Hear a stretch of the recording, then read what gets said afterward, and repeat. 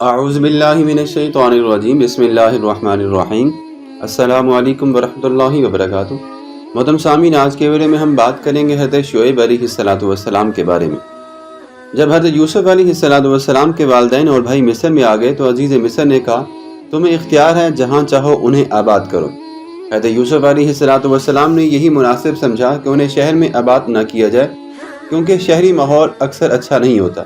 چنانچہ آپ نے عزیز مصر سے کہا کہ یہ لوگ دیہات کے رہنے والے ہیں، اس لیے یہ شہروں میں خوش نہ رہ سکیں گے، ان کے لیے دیہاتی زندگی ہی مناسب ہے۔ چنانچہ آپ نے اپنے بھائیوں کو ایک سرسبز علاقے میں آباد کر دیا۔ انہی میں سے حضرت شعیب علیہ السلام اللہ کے پیغمبر ہو کر اس دنیا میں تشریف لائے۔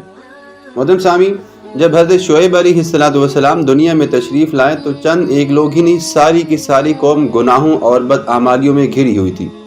یہ لوگ ایک خدا کو چھوڑ کر بتوں کی پوجا کیا کرتے تھے۔ خرید و فروخت میں پورا لینا اور کم تولنا ان کا عام پیشہ ہو چکا تھا۔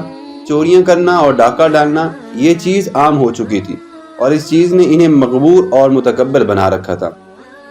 حضرت شعیب علیہ السلام نے اپنی قوم کو مخاطب کر کے فرمایا کہ خدا واحد کی پرستش کرو، اس کے علاوہ کوئی عبادت کے لائق نہیں۔ خرید و فروخت میں ناپ تول پورا کرو اور لوگوں کے ساتھ معاملات کرتے وقت کھوٹ نہ ملایا کرو۔ ہو سکتا ہے کہ تم اپنی بدعمالیوں کے نتائج سے آگاہ نہ ہو، لیکن اب جب کہ خدا کا نبی تمہارے پاس آ چکا ہے تو اب تم یہ کام نہیں کر سکتے کہ تم یہ کہہ بھی نہیں سکتے کہ ہم کو کسی نے ہمارے برے اعمال سے روکا نہیں ہے۔ محترم سامعین، حضرت شعیب علیہ السلام بڑے فصیح اور بلیغ مقرر تھے۔ آپ نے ہر طریقے سے قوم کو سمجھانے کی کوشش کی، محبت سے راہ راست پر لانے کی کوشش کی، خدا کے عذاب سے ڈرایا، مگر ان لوگوں پر کوئی اثر نہ ہوا، بلکہ انہوں نے حضرت شعیب علیہ السلام کی مخالفت شروع کر دی۔ چند ایک غریب اور کمزور لوگ جو کہ حضرت شعیب علیہ السلام پر ایمان لے آئے تھے، ان سرکشوں نے ان کو بھی ستانا شروع کر دیا۔ راستوں میں بیٹھ کر ان کو لوٹ لیتے، زد و کوب کرتے اور دھمکاتے، لیکن اس کے باوجود حضرت شعیب علیہ السلام خدا کی طرف سے جو پیغام لے کر آئے تھے وہ لوگوں کو برابر سناتے رہے۔ اس پر اس قوم کے سردار حضرت شعیب علیہ السلام کے پاس آئے اور آپ کو دھمکی دی کہ اگر آپ نے اپنی اس واعظ و نصیحت سے اپنے آپ کو باز نہ رکھا تو ہم مجبور ہو جائیں گے کہ ہم آپ کو یہاں سے نکال دیں۔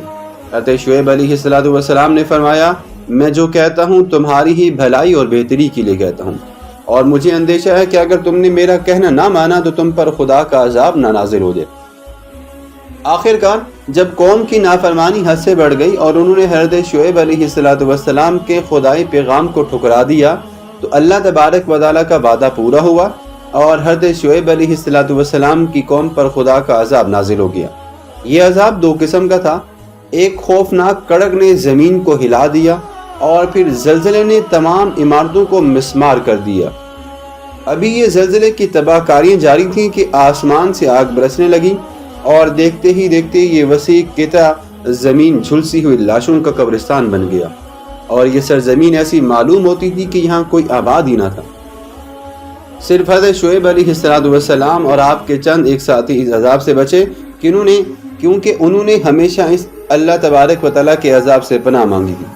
محترم سامعین، کہتے ہیں کہ مدین کی تباہی اور بربادی کے بعد حضرت شعیب علیہ السلام حضرت موت کے شہر سیلون کے قریب آ کر ٹھہرے اور وہیں پر آپ نے وفات پائی۔